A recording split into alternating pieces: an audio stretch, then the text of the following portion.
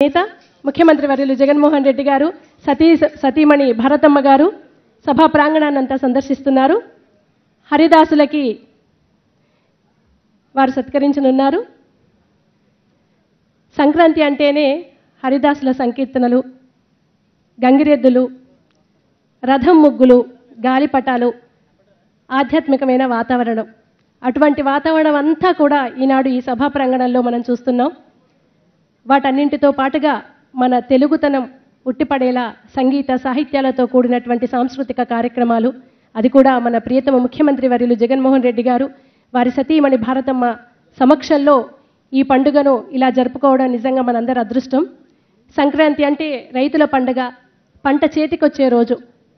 నిరంతరం రైతు సంక్షేమాన్ని కాంక్షించే మనసున్న నేత రాష్ట్రానికి అధిపతి ఉన్నప్పుడు నిత్యము సంక్రాంతి. నేను ఎప్పుడు అదే మాట చెప్తూ ఉంటాను, జగన్మోహన్ రెడ్డి గారు లాంటి ఒక నేత ఉన్నప్పుడు ప్రతిరోజు సంక్రాంతి అవుతుంది అని. రాజశేఖర్ రెడ్డి గారు ఉన్నప్పటి నుంచి చూస్తే ఇప్పుడు జగన్మోహన్ రెడ్డి గారి వరకు కూడా సుభిక్షంగా ఉంటుంది వారి పాలనలో. ప్రకృతి కూడా పరవశిస్తూ ఉంటుంది. అందుకే ఎటువంటి కరువు కాటకాలు లేకుండా ఆంధ్ర రాష్ట్రం సుభిక్షంగా అభివృద్ధి పథంలో కొనసాగుతూ వస్తోంది. తత్ర మేషాదిషు ద్వాదశ రాశి క్రమణేషు సంచరతః సూర్యస్య పూర్వస్మాద్రేషే ఉత్తరః రాశౌ సంక్రమణ ప్రవేశ సంక్రాంతి అంటారు. మేషరాశి నుంచి మొదలుకుంటే సూర్యుడు